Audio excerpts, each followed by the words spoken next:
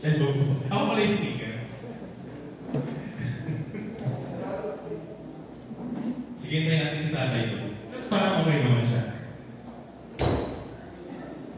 Tayo po tayo lahat.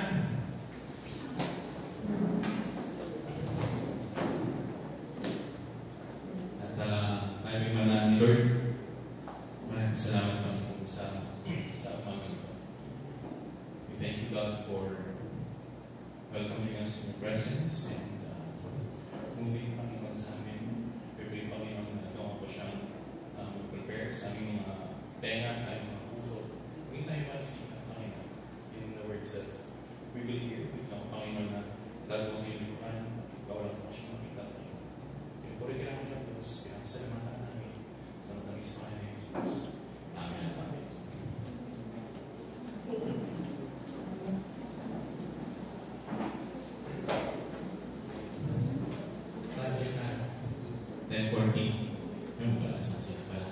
So, para po mabilis tayo, may pabilis mo yung preaching ko. So, ang ating kong topic, theme for the month, is about the attributes of God. So, ang aking pong title is The Truth About God's Presence.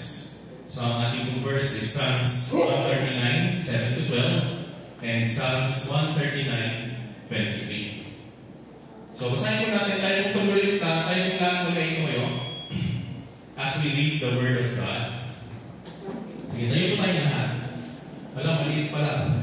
Pwede ko pala palakihan yan, kahit nagdagan mo lang ng i-extra mo lang yung power. So, basahin ko po 139, 7-12. Where can I go from your spirit? New King James po. Or where can I flee from your presence? If I ascend into heaven, you are there.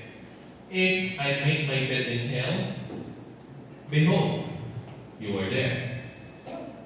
If I take the wings of the morning and dwell in the uttermost parts of the sea, even there your hand shall lead me, and your right hand shall hold me. If I say, surely the darkness shall fall on me, even the night shall be light about me. Indeed, the darkness shall not hide from you, but the night shines as day. The darkness and light are both alike to you. Okay, tayo mga kaupo. Salamat po sa salita ng Panginoon. So, mag-recap lang po ako.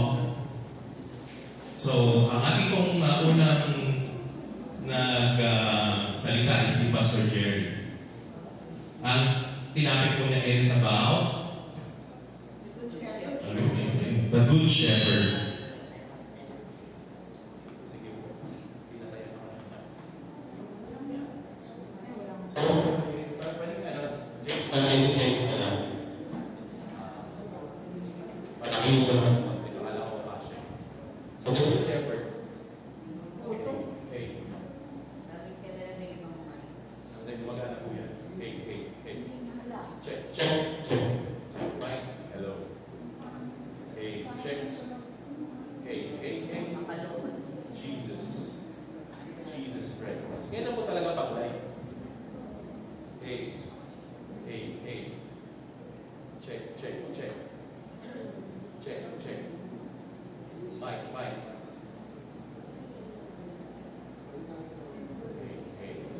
Edit mo na rin yung iba dyan, sigurado maliit. Edit mo na rin yung iba dyan, sigurado maliit din yan. Yung mga iba pa.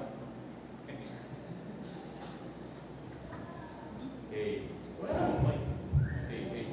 Sure, okay. Ayan na, parating na yung mic.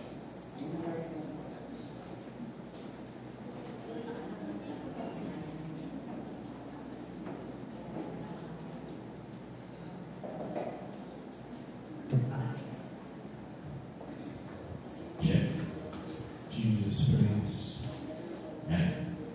So, the Good Shepherd. Sabi mo dyan, yung take-away ko po ito po yung aking take-away sa preaching ni Pastor Jerry. Ang sabi doon, the Good Shepherd, the Great Shepherd, and the Chief Shepherd.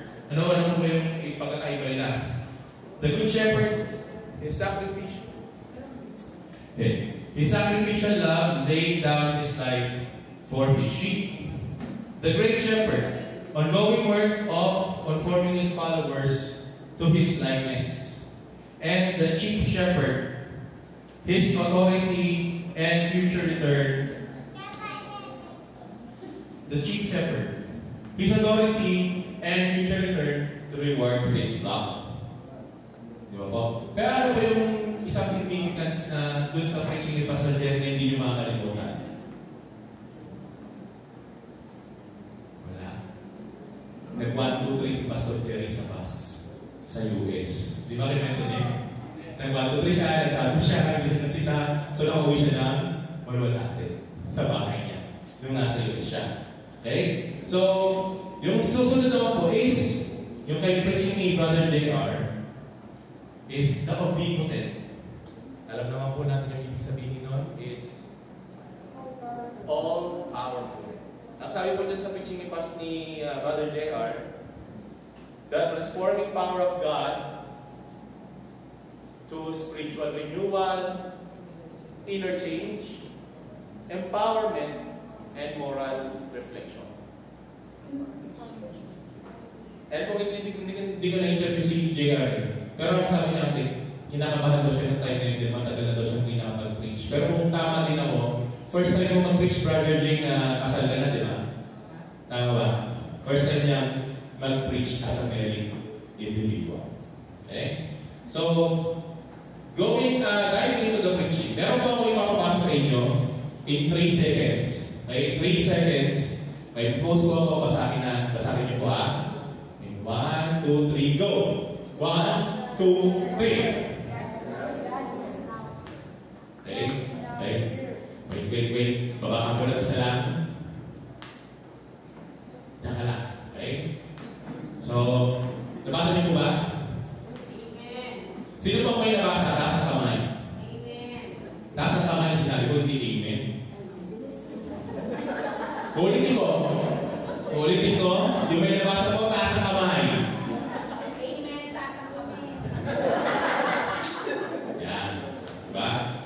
Minsan, follow instructions. Okay? So, ibababa ko ulit. Mababa ng isa. Yan. Depende po sa nabasa nyo dyan kung saan nyo ilalagay yung space. Sino po ang nakabasa nito? Bababa ko ng isa. Yan. Sino nakabasa niyan? Taas ang kamay ang nakabasa niyan. Taas mo ako. Nag-deodorant ako po kayo, di ba? Okay. So, sino po ang nakabasa nito? Yan. Sino nakabasa niyan? Diba? It depends kung saan nyo ilalagay yung space. God is nowhere and God is now here.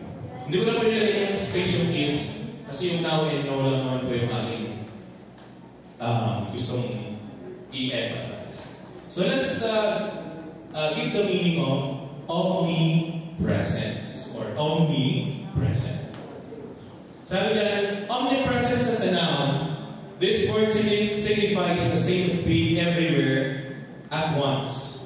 It's the concept or idea of being present everywhere as a noun. So how about an adjective? It's an omnipresent.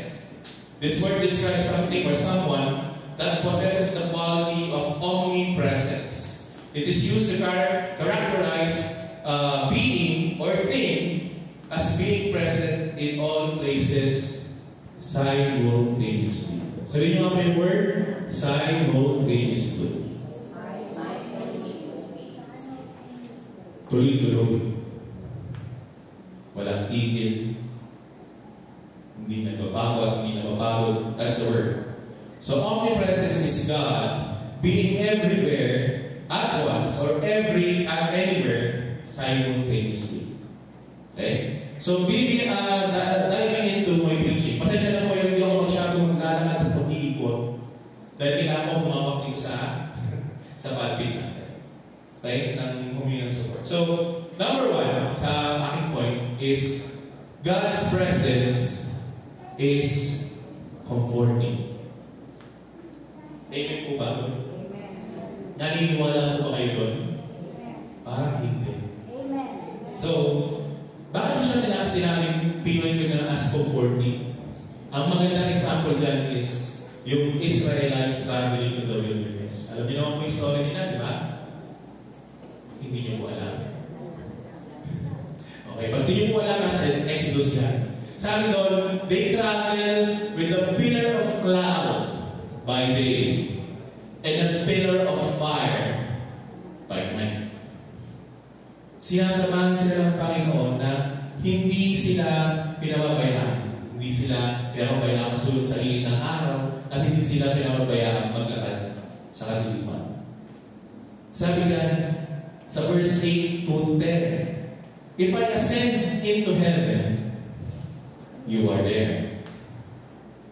If I get to bed in hell, behold, you are there.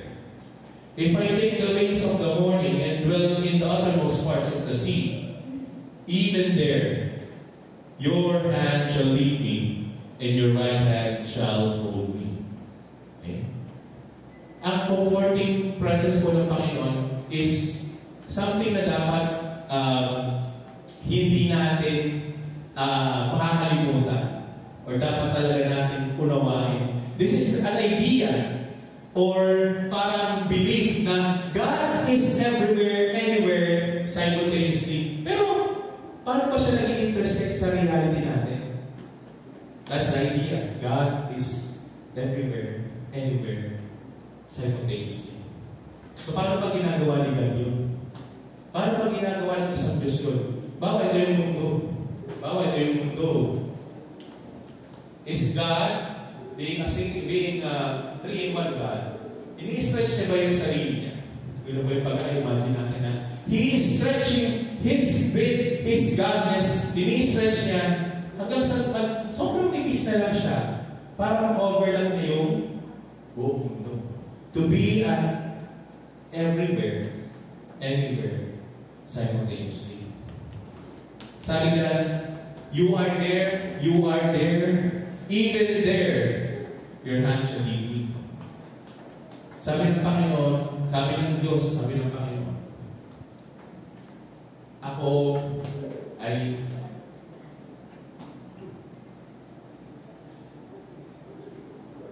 sabay-sabay kung saan man, kung naroon man. Diba? Hindi niya sinabi ni David na yung attitude na you will be there. Diba sinabi niya dyan, if I ascend to heaven, you will be there. Hindi naman niya gano'n sinabi. Hindi niya sinabi, if I lay my bed in hell, behold, you will go there. Sabi niya doon. Hindi niya sinabi, you will go there after. Diba sinabi niya na yung word na yun, if I lay my bed in hell, behold, you will go there after. Yung word na after, pwede sabihin, diba sabi na, after I am there, after I arrive there. Diba? Hindi niya sinabi, you will be there. Yun yung ating isa sa mga words na sinabi, you are there. Na parang, halimbawa, ako si Flash. Pupunta ako ng China, pagdating ko dun, sabi ni Lord, oh, di ba? Nandito ako, tapos sasabihin, pupunta ko na kayo ng lugar. Pagdating ko dun, sabi ni Lord, di ba? Nandito pa din ako. Pagpunta ko na sa lugar, sabi niya, dito pa rin ako. Tapos pagpunta ko sa ibang lugar, medyo nauna na ako ng konti, tapos napit ako sa likod. Oh, dito pa din ako. Ganun ba si Lord? Ganun ba si God? Hindi. Pag pumunta ako man si Flash, at pumunta ako doon, tagal mo ah. Mabagal ka pa. Kasi nandun na siya. That mere understanding of God being everywhere, anywhere, simultaneously should be comforting to us. Walang kahit saan tayo sa buong mundo na wala ang presensya ng Panginoon. Again, He did not say you will be there, you will go there after, or you will be there. Sabi niya, naulit ko pala yun, dalawang beses na sinabi. That's how one thing na to cross yung belief, yung word na yun, to reality. kung paano naging omnipresence, kung paano natin na-experience ang presence ng Panginoon in every situation na meron tayo. Okay? So number 2, God's presence is convicting. Yung story of Jonah, kaya po natin pag-usapan yan. Ang sabi sa verse 7, where can I go from your spirit? Or where can I flee from your presence? Diba? Noong panahon ko kasi, wala kasi superbook eh. Walang superbook ng panahon ko. Ang meron ng panahon ko, Flying House. Sino nakapanood ng Flying House? Yan. Flying House, hindi kami superbook. Flying House kami. Diba? Si Flying House, dyan na umpisa yung the story of Jonah and the whale. Ngayon, if you look at that, kasi ganun na yung story. The story of Jonah and the whale. Pero kung suposin, hindi naman talaga whale. Walang makapagsabi kung whale nga yun. Diba? It's about the story of Jonah. Prophet siya. Kung yung puro brief natin yung ginawa niya. Sinabihan siya ng Panginoon, pagpunta ng Nineveh. Preach ka ng word pa para mag-repent siya. Ayaw ko. Sabi ni Jonah, for some reasons, ayaw niya. Hindi ko na itatagay dito, pero ayaw niya. So what did he do? Prophet to. So okay, paalala sa inyo. Prophet si Jonah. So he knows that God is present anywhere, everywhere, simultaneously. Pero tatakasan pa rin kita. Ayaw ko nga. Sakay siya ng bago. From Nineveh, utusan siya ng punta Nineveh. Saan po siya nagpunta? Tarsis. Hindi po sa Tarsus. Iba po yun. Sa Tarsis siya pupunta. So going there, kung alam niyo pa yung storya, binagyo sila. Tapos si Jonah tahimik lang siya doon sa ibaba. Ala ka dyan, Lord. Tapos yung mga nasa taas, nagpapahanap na sila. Bakit ba ganito? Nag-discover na sila ng mga cargo nila. Pero hindi pa rin talaga sila tinitigilan ng bagyo at malapit na silang lubog. Etong si Jonah, medyo alam niya naman, nararamdaman na siya na mukhang dahil sa akin kaya nag-aalit. Tapos lumapit siya. Sabi niya, tapon nyo. Hagis nyo ka. Sabi nung iba, hindi ka namin kaya hagis. Pero in the end, tinatang pa rin na si Jonah. At lumabas yung isda. Wala siyang sinabing whale. A big fish. Tama mo ba? Yung word isda out is a big fish. Hindi siya sinabing whale or shark or putanding. Wala sinabing gano'n. It's a big fish. And how can you imagine this big fish na kaya kang mag-lunch? Kasi ilang araw si Jonah doon. Diba? When I say lunch, tumira siya doon. Nandun siya. And I can't imagine this fish na hindi siya ida-digest. Ang bait ni Lord. Pasti ka muna, huwag mong ida-digest siya si Jonah. Diyan lang siya. And kamukha-mukha mo, pagpuga sa kanya ng fish, ewan kung paano siya nilabas. Kasi, medyo nag-ano rin ako sa mga fish, yung mga shark, na ano din yung mga waves. Sa mga waves, kung humihinga sila ba yung blowhole dito sa taas nila. And sabi kasi doon, nilabas. So, maraming way para lumabas si Jonah. Kayo na mag-umali. Pero paglabas sa kanya, nasa na siya? Nasa Nineveh na siya, di ba? Surprise Jonah. Dito ka pa rin. Because you cannot flee from God's presence. Because He is again, paulit-ulit sa sabihin, anywhere, everywhere, simultaneously. Kaya kung nilalagay yung word na simultaneously, baka kasi iniisip natin na everywhere, everywhere. Pero pag nasa kwanto ba ako, pag nila ko na yung dito, hindi na makakasok sila. Nakako na yun. Kaya I have to keep using the word simultaneously. Hindi na tutulog ang Diyos. Hindi siya nagpapahinga. Although sa Genesis, sinabi niya, and he took rest. Pero, siguro yun lang yung account na sinabi ng Panginoon. And I would say na okay lang naman. Kasi, dalawa lang naman ang tao. Tama ba? O ako yung mali? Nakain na ba si Adam yung Eve pag nagpahinga siya? Di ba? Di ba nagpahinga siya? So, dalawa lang yung tao niya. Hindi niya kailangan patayan ng millions of people in the world.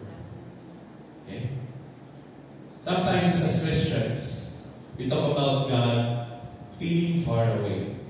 And He might feel far away, but the fact is, He is not.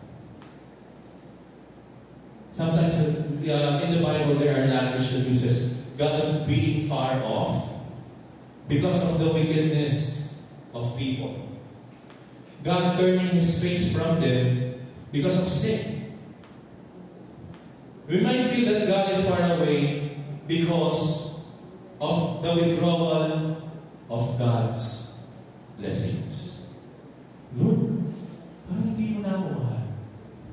Bakit yung ganitong katrabaho mo, puro palpak naman yung ginagawa niya? Mas blessed na siya. Bakit yung ganito kakilala ko? Hindi naman ito nag-text, hindi naman ito nag-living ko siya, puro ano pa sa church. Pero bakit yung blessing? Nasa kanya, wala sa akin.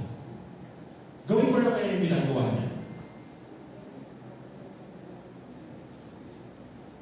Sometimes, the absence of support for our purposes because of our foolish attempts to separate ourselves from God. Dapat makonvict tayo na ako muna, Lord, try ko muna itong diskarte ko. Try ko muna itong paraan ko. Pag nag-fail yung paraan mo, sinusisini natin. Dalawa lang yan. Yung asawa mo, sigan. At malamang hindi mo muna sinisingit sigan. Kung may asawa ka na, ang sinisingit mo yung asawa mo muna. Nasabi ng asawa mo, ba't ako? Hindi ko nga yan eh. So hindi mo masisisigan. Tapos mo lang sisigit siya. Diba? You can question him, pero hindi mo sisigit. Kasalanan mo ito dahil. So, gawin sigan. Bukan natin gawin sigan at may kalalagyan na nila tayo.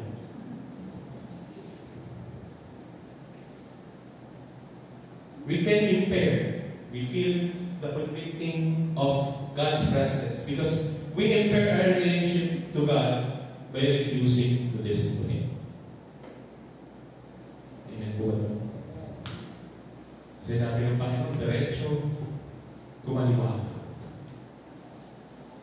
Diretso, bumalik ka. Pag dumiretso ka, nandun yung blessing ni Lord kasi siya yung nagdadagay sa'yo. Andun ang presence ni Lord. Ngayon, pag bumalik ka, sasabihin mo sa'yo, nandun pa rin ang presence ni God. Nandun pa rin ang presence ni Lord. Kung malawa ka, bumalik ka, pero ang direction niya sa'yo, sinabi sa'yo, dumiretso ka. I can still guarantee you na ang presence ni Lord nandun pa rin. Pero, huwag mong asahan na everything will go smooth. Bakit? Hindi ka nga sumunod. There is consequence. Diba sabi ko kanina, sino yung nakabata sa kamay? May nag-amen. Ay, baby. Following instructions. Parang yung mga, i-share ko lang po yung trabaho ko. Yung trabaho ko kasi, for mga pasyente yung mga kausap namin, mga diabetic persons. I'm not sure kung narinig nyo yung desktop or dito sa Pilipinas, ang kanina is libre. Alam mo kayo yung tanong continuous glucose monitor siya na kinakabit sa katawan ng tao. Tapos, pag monitor siya ng sugar mo, hindi ka naman tutusok ang dali mo. Every 5 minutes, na-connected sa isang receiver or sa phone mo, sasabihin niya sa'yo yung glucose readings mo, yung sugar level mo, every 5 minutes. So, ito yung mga pasyente, sabi niya, may problema ako. Ano problema ako? Sir, what seems to be the problem? In English to Yun na lang. Hindi ka lang sabihin. Mapagod na ako. Sabi niya, nung pinush ko yung button ng applicator, hindi gumana. Mga 10 piraso. Siguro, palpak tong batch na to, or lot number na to, may problema sa lot number. Pag isa lang yun, papalitan ko na yun. Hindi na tayo mag-uusap. Hindi gumana, isang piraso, palit. Mga 2 piraso mo, sige, pwede ba? Kapalitan ko na. Pero mga 3, 4, 10, sabihin ko doon sa kanila. Pwede bang try natin ulit kahit isang beses na, kahit ano dyan sa 10 yan, gagayin kita. Hindi nga eh! Hindi nga gumagana. Alam mo ba, nag-work ako sa construction, malakas ang mga daliri ko. Hindi talaga bumabok, hindi talaga gumagana yung button eh. Kaya nga. Humor me, ginagawa ko, ang paborito ko sa just humor me, sir. Just humor me na. Try it with me one more time. Gusto mo dyan, galing. Ang ganito. Buksan mo. Binuksan mo! Nakita mo ba yung plastic? Clear plastic? Oo! Yan ang tinatawag namin na clear plastic safety guard. Yan yung unang-unang dadapo sa skin ng pasyente. Kailangan yung clear plastic safety guard na yan, pag pinush mo, sabi ko, push it down, but don't push it too hard. Baka may galing siya sa asawa niya. Hindi niya nang gusto eh. Push it down, but don't push it too hard. Push it down enough that the clear plastic safety guard babahod siya or papasok siya sa loob ng applicator. Pag pumasok na siya sa loob ng applicator, that's the time that you press the button. Ano na? Nainig lang ako. Kasi yung sound, meron kasi pag nag-press mo yung button, it will make a sound. Talagang malakas siya, sound na siya na alam mo na deploy yung applicator, yung sensor sa katawan ng pasyente. Wait, ano na? Ayun lang. Sabi sa background.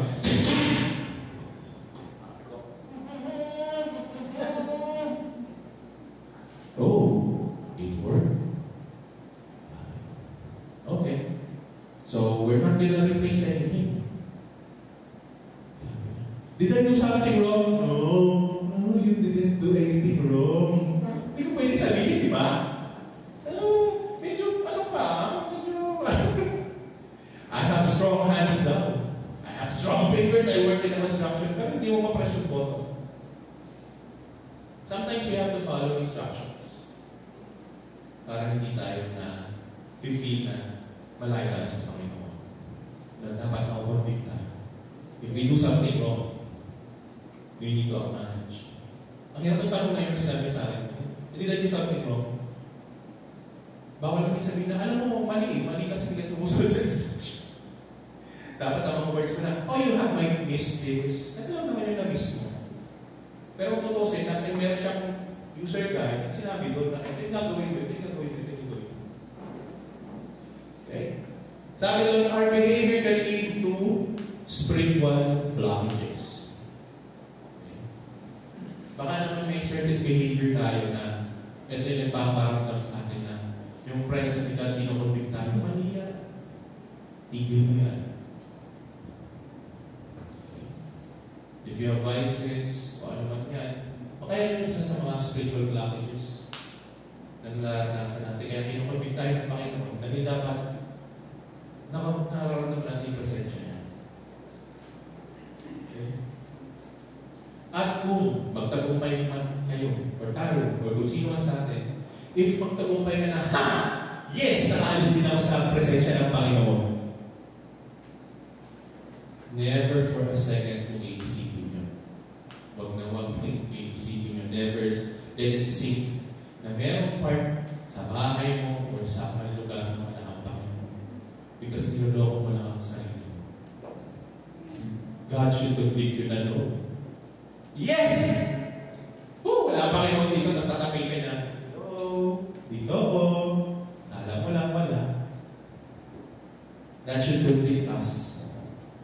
Sometimes God seems so far away from me, from you, from us. Because we may need to repent. Okay? Sa mga taong hindi pa nakakilala sa Panginoon, na nagkasabi, hindi mo sama ang Diyos, hindi ko maramdaman. In His convicting presence, baka kailangan mo mag-repent. You may even need to come to Him first. Di ba? Usually, dapat na una pala yun.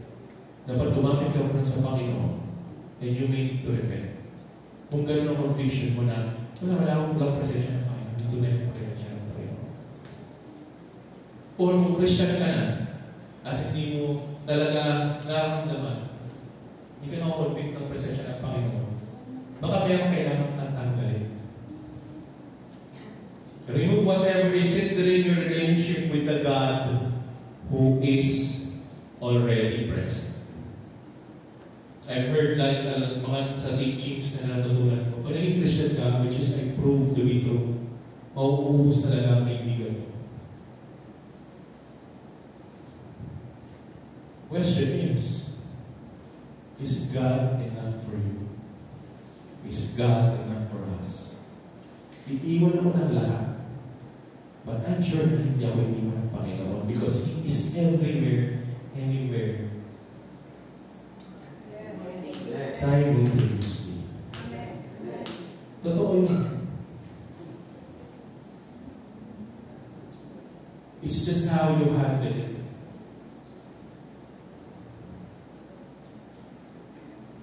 Paulit-ulit kong sinishare. Siguro dahil may mga new generation na dito. I'm not sure kung nadating na ibang generation dito. Anong generation na tayo? Generation 1, Z, XYZ, Enye. Ha? Oh, ano yung magsulit ha? Oh, mga generation na tayo. Asan yung pamangkin ko maganda? Pamangkin ko maganda, anong generation ka na? Ikaw lang yung nag-isang pamangkin ng babae. Hanap mo lang ba? Anong generation na? Gen Z. Di ba alpha na ba? May alpha to eh. Ganyan generation na ako. Bakit? Nung panahon ko kasi, nung nag-office ako, kasi dito talaga na-test yung pahinging Kristyano. Yung pagsama ko sa outing, sama sa outing, tapos merong beer pong. Alam mo yung beer pong? Alam niyo yan? Huwag niyo nang alamin. Basta beer pong siya. Umiikot yung beer pong na. Umiikot yung beer pong. Ito mga kasama ko sa office, kasama ko sila nagpa-basketball, kasama ko sila nag-training, kasama ko sila nag-aaral, kasama ko sila nagtatrabaho. Yung nagpapaikot ng beer ko, supervisor, dumating sa akin yung beer ko. Tingin ako gano'n. Kasi talaga akong may inom. Sabi niya sa akin, first, pagbigyan mo naman ako, supervisor ko ako eh. Hindi ko talaga pwede. Talaga ako may inom. So, lumampas yung beer ko. Pagkatapos ang tigas ng outing, pagdating namin sa opisina, puro pahirap. Birds going mo yan sila, expect sila, okay lang. Alam ko yung kasi consequence ko eh. In that reality, alam ko yung consequence ko. Na, mababasok ko lang, hindi na ako pinapasahan ng bola, okay lang. Kasi alam ko, na mas napasaya ko pa rin yung Panginoon ko. By saying no, by standing my faith, by following the Panginoon. Kaya minsan yung mga kasama ko nandun, na naging kaibigan ko din, hindi naman naubusan ng kaibigan. May mga nagkakasama, although hindi ko sila na-convert, sinishare ko sila ng Word of God, so alam nila na Christian ako. Good example is, halimbawa nag-gathering, may binyag, ininom ako, tapos may mga beer. Oh, picture tayo. Hindi na ako dati kasi pag gano'n, lumalayo ako, ayaw ko mag-picture. You know why? Kasi alam ko, may mga friends ako dito na bata pa, nung mga panahon mo na. Nung panahon mo, bata pa sila. Si Armin, baby pa yun. Hindi pa baby. Sabihin, nakafollow siya sa akin, friend kami sa FB. Lumalayo ako. Hindi ako naka-picture. Pero may kaibigan ako nakapansin. Tapos ang ginagawa nila, nung bago kami naliwan, may mga gathering kami. Picture tayo. Oh, wait. Tanggalin natin lahat ng beer sa lamesa. Kasi si Birds nandito, kasama natin yung picture. Kaya wala kayong makikita picture ko ng kaibigan. Na may alak, na may vision na ito. Pagkain, marami. Pero wala kayong makikita beer or alak. Yosin, nandun sa lamesa. nyo kayo nagpatanggal, ha? That's how I live my life. Doon ko inamin yung conviction ko sa Panginoon. Either I will step away, pero friends pa rin ako. Hindi ko sasabihin na, hindi na kita kaibigan dahil hindi ka Kristiyano. Natandaan nyo, the Lord came here because of the sick. Para i-preach ang salita. The church is here because of everyone who needs shelter, everyone who needs help. Kaya may church. Okay? Sabi doon, tanggalin nyo. Hindi itabi, hindi itago, tanggalin. Para hindi nyo para ito.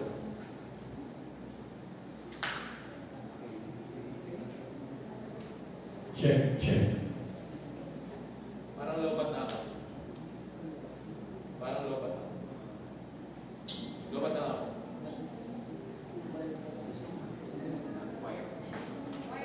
Wire bro.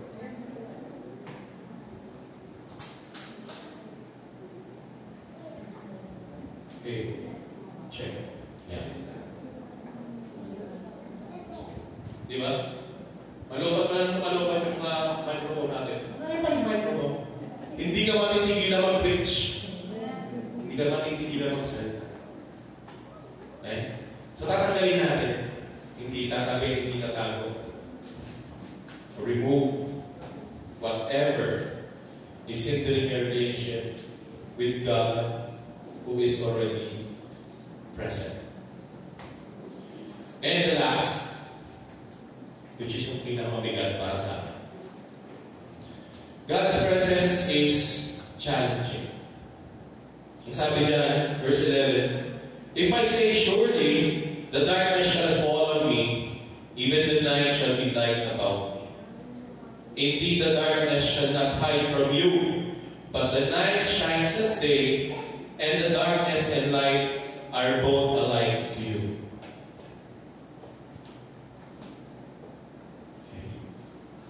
Palagay nyo bakit darkness and light are both alike to God?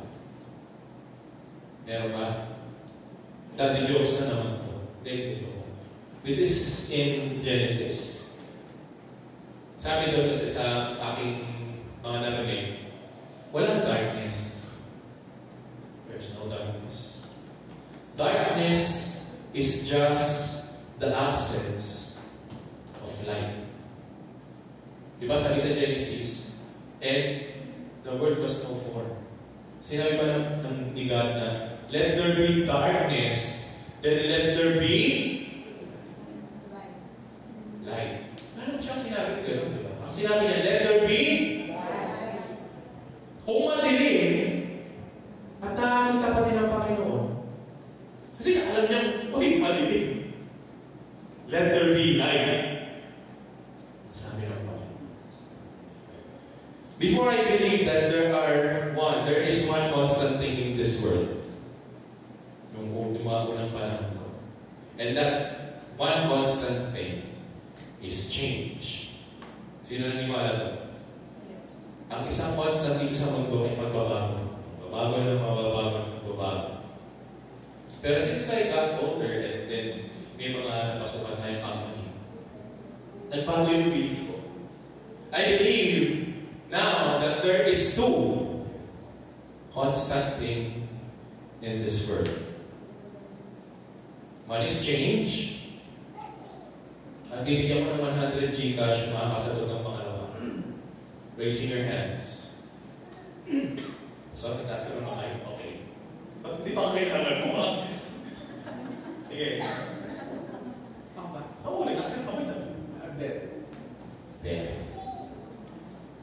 There are two constant things in this life. Change and death. Bakit life? Kasi wala makakapagsabi. Wala makakapagsabi bakit. Example kami mag-asama. Hanggang ngayon, hindi na kami nagkaanak. Okay? Magkaiba yung hindi kami magkaanak at hindi na kami nagkaanak. Kung nabuhay lang ang anak ko, siguro mawalo sila. Na mawawala. Kasi may mga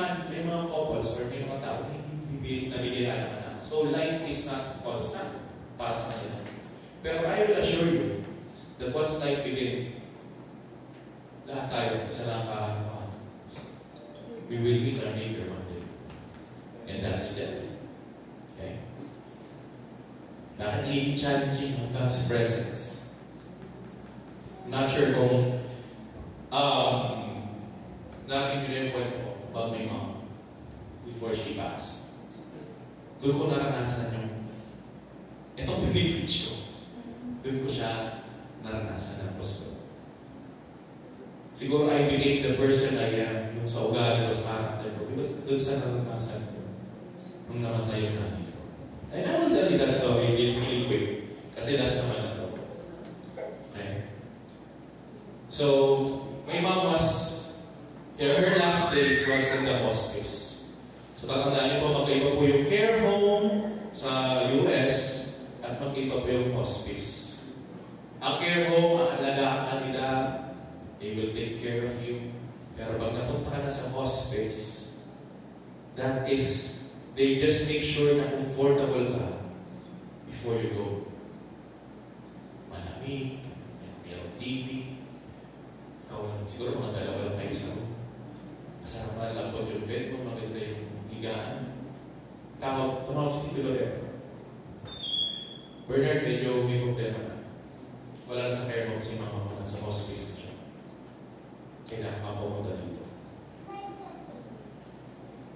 Okay. So, hindi naman kami mayaman. Hindi naman kami sa mga nag-isip na mayaman po kami, marami po salamat. Pero hindi ko ito yan. Tayo po yung papakirap. Sa mga buwan ng empleyado, pumapasok tayo na ibagyo. Amen. So, yan ha. Kahit overtime, bahana, overtime pa rin. Nakarating pa ako ng salita, sabi, anong magagawa mo? Pupunta ka doon. Mapagaling mo ba siya? Gagaling ba siya? Kakama yung buhay niya. Yan ang sinabi ko.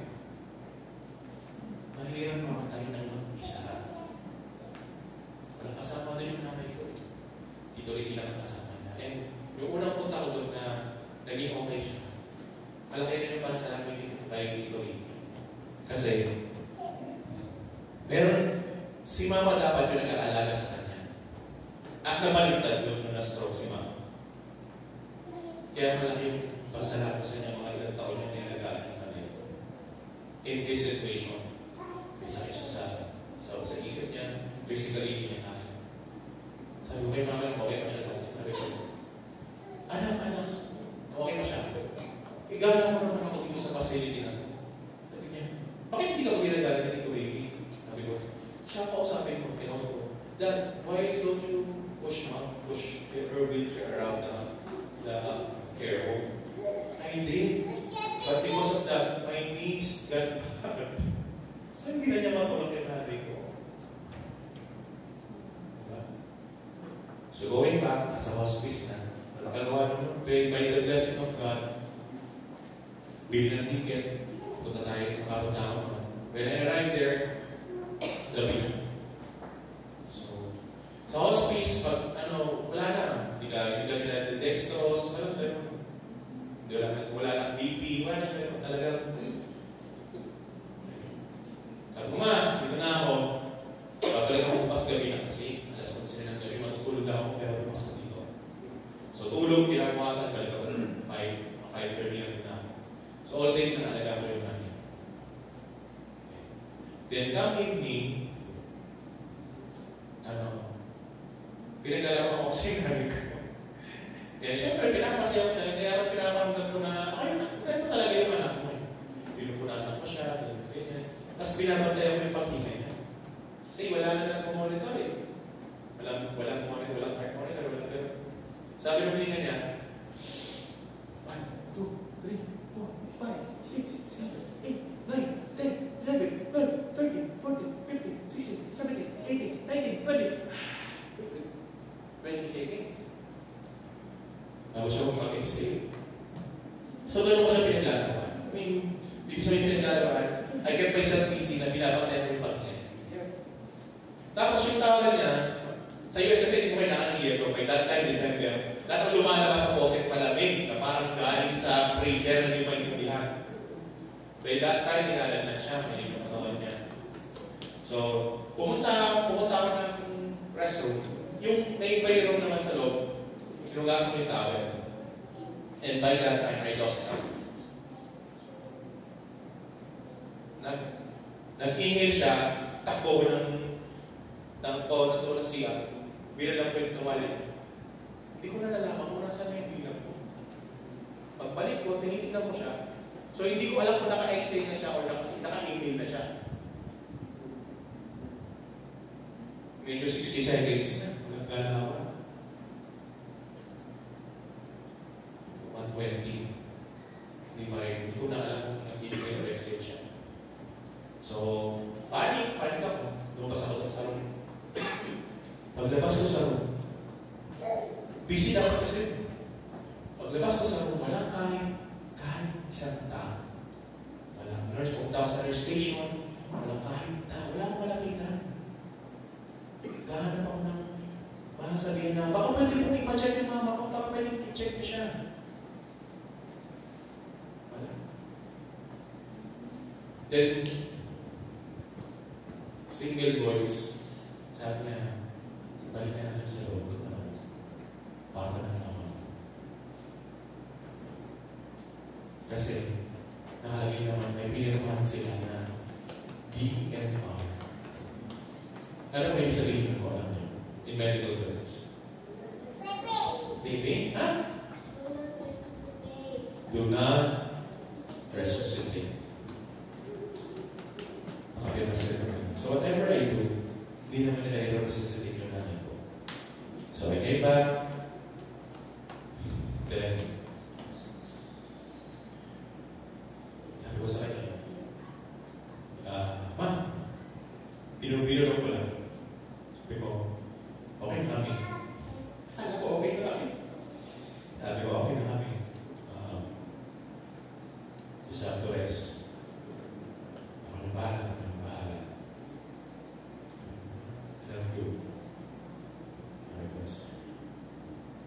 Nung sinabi ko yung may tuman, sa gilid na pala ko may tuman na nurse. Nurse! Sabi ko, pa-check. Check.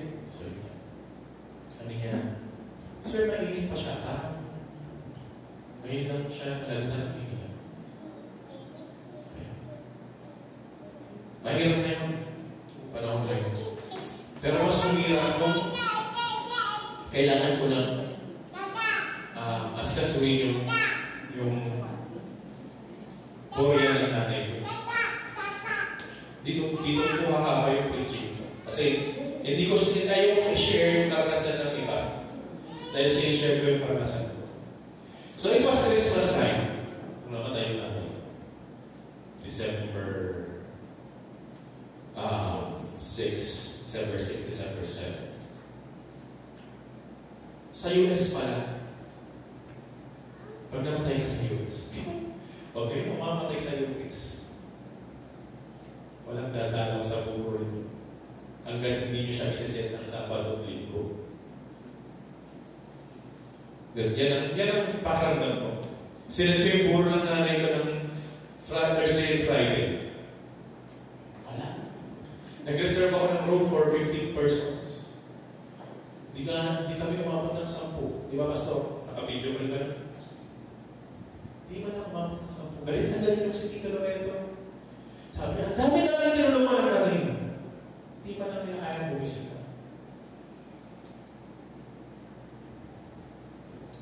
Nandun ako, nandun ako, may namatay din kami kasama doon sa church na inatinag doon. Sinet nila ng Sabado ng Linggo, ang dami umating, ang dami nakiburo. So mali ko. Parang sa sabi ko, sorry, di ba naman ito pala yung kultura dito? Pag Monday to Friday, kahit kaibigan ka na sorry, hindi to earn money. Burol? No. Work. Work ang pupuntahan ko. Kaya mabuhay mamatay sa Amerika. Kasi kung mansa, hindi ko na kung anong culture nila. Okay? That's one. Tapos sabi nung gusto namin si Mama, hindi pa namin siya kayo may taga. Holiday na kasi. okay, so magtatagal pa ako dito.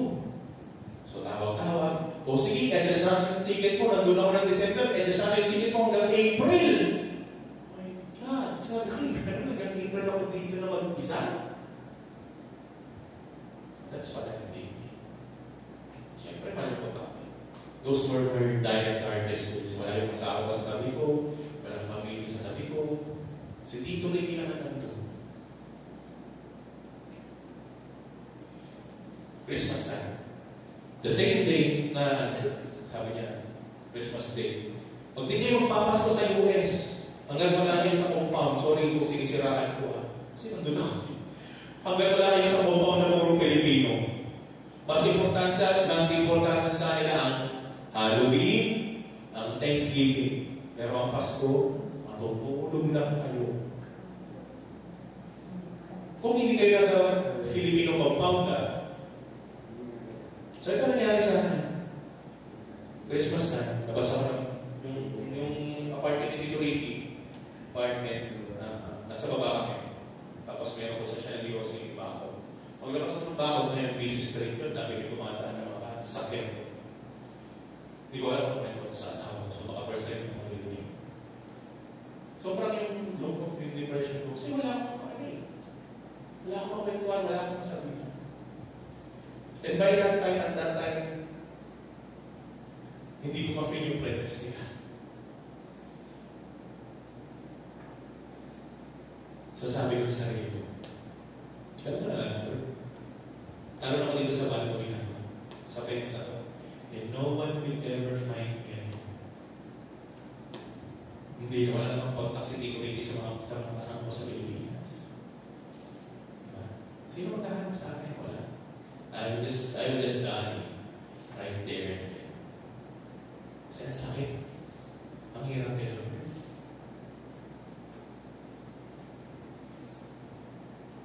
Hindi ko rin maasahan or hindi ko rin makita na magkaroon si Tito Ricky ng reaksyon. Kasi nga, he has something na meron siyang problema. Kaya hindi ko makita na, hindi naman siya nalulungkot, hindi siya umiiyak. Hindi siya nalulungkot sa pagkamatay ng nanay ko. Bakit? Nagkaroon ako. But at that moment, isa lang ang nag-stop sa akin. Sabi lang niya, nakapasigat niya sabi. Pag dito ka namatay at dyan ang paraan ng pagkamatay mo, hindi mo makikita si mama mo. Hindi mo makikita yung mga anak mo. If you die here. So medyo set ako. Diyan naman hindi makikita si mama. If ever na dumating na yung time na muli na ito. I was asked, sabi niya, Kuya, pag nandun na sa heaven, ano tatanong kay God? Sabi ko, God, pwede ko ba makita yung anak? If I was to ask you, halimbawa, pupunta ka na sa heaven at may tatanong sa'yo si God na isa, ano yung tatanong? Kaya lang yung sumagot ko. Pero kung gano'n na sagot ko, pwede ko ba makita yung mga anak? Dahil sigurado ko pwede ko sa mga. Pero yung mga anak hindi na buhay, si Joash na hindi na buhay, pwede ko makita. Yan ang tinatanong ko sa Panginoon.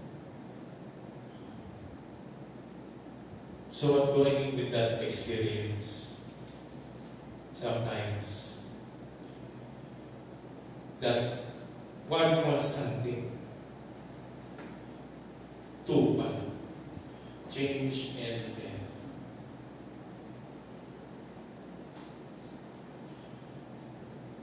Tatanong ba natin sa Panginoon na, Lord, bakit? Hindi naman kami masama. Hindi naman kami mga masama. So why? In the 4 months na nandun ako, natutunan ko na mali pala yung tanong ko sa Panginoon. Na never ask. Sabi ko kasi, never ask God why. Why God? What we should ask, alam kong mahirap, pero baka pwede naisip or magawa nyo rin. Because it will be a good help. In every situation, sabi dito kasi, surely the darkness shall fall on me, and even the night shall be light about me. Indeed, the darkness shall not hide from you, but the night shines as day, and the night shines as day, the darkness and light are both alike. I changed my question. Lord, ano tinuturo ko sa akin? What are you teaching me?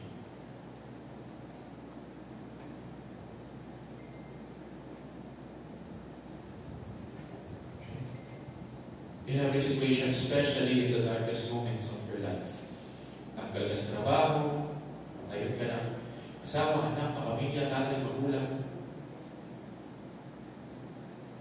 hiniwalayan ka ng asawa mo, iniwan ka ng asawa mo, in your darkest moment, huwag yung kakalimutan, huwag natin kakalimutan that God is everywhere, anywhere, simultaneously.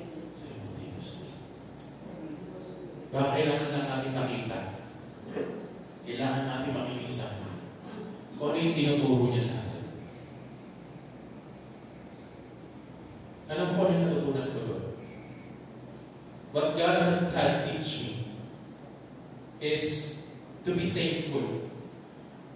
Maging thankful ka sa buhay ng nanay mo.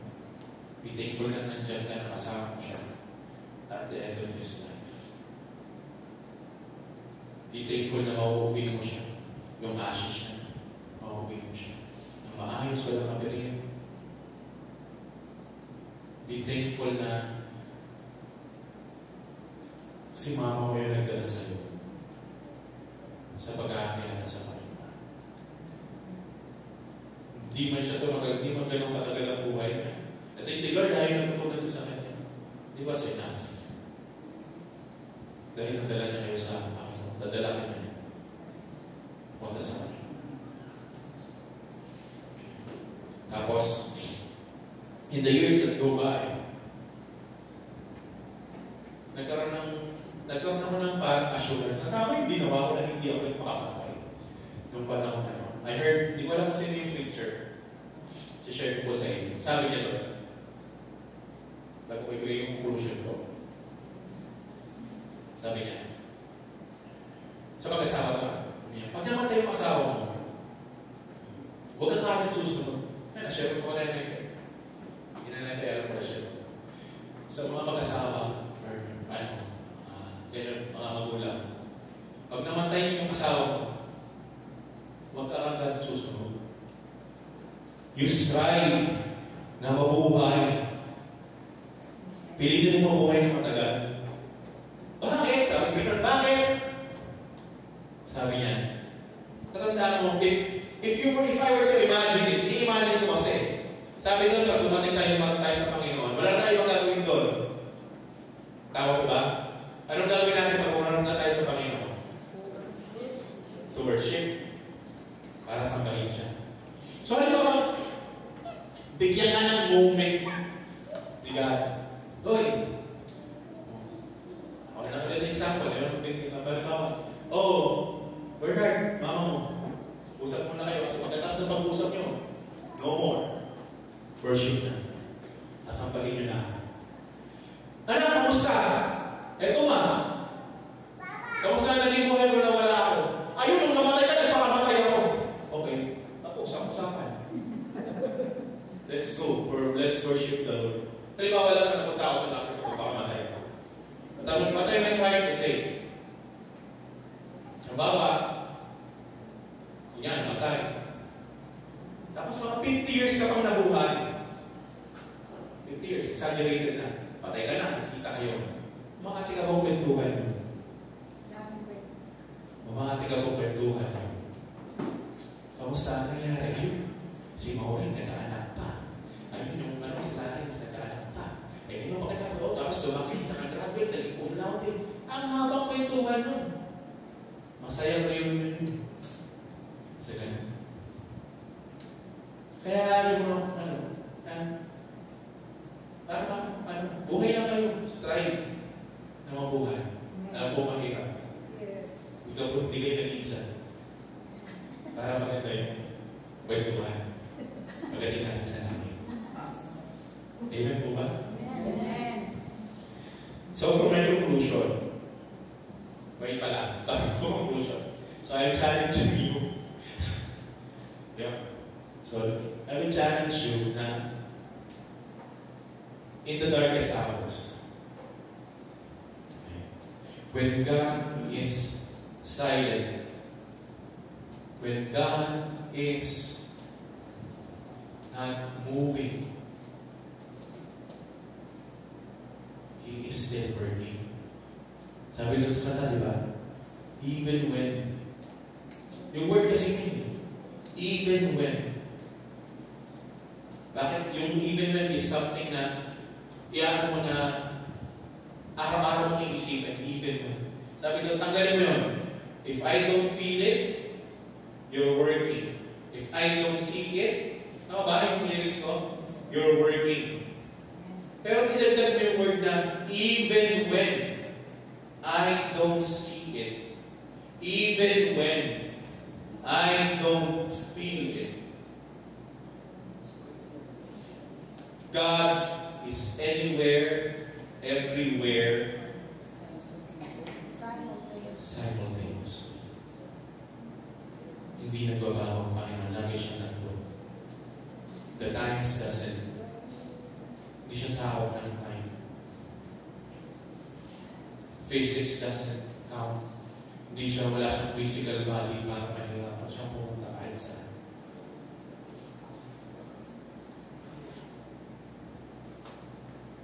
And even in darkness, alalahanin mo na yung darkest moments na meron ka, naaalam mo lang Panginoon, nandun mo lang siya. And even now, whatever we're going through, nandun pa rin siya. As for my conclusion, sabi niya sa Psalms 139:23, search me, O God, and know my heart. Try me and know my anxieties. Again, New King James Version po niya. Sabi niya sa next slide, God sees and knows everything because God fills all creation. There is no word, nor no thought, no action that happens apart from God. So binibigyan ko na po yung intro na susunod na attribute niya. God sees and knows. Hindi ko na tumarinig si God, ha? He sees and knows everything. And I will leave you with this.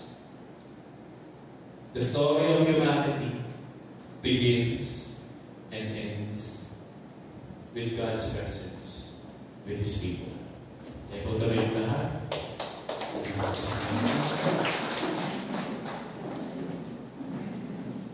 Sorry. Let's pray. Lord, maraming pasalamat Panginoon sa umaga ko. Salamat Lord sa inyo akong salita. And salamat Panginoon sa paggabay mo sa amin. We pray, O God, na tama ko siyang patuloy na magmuna at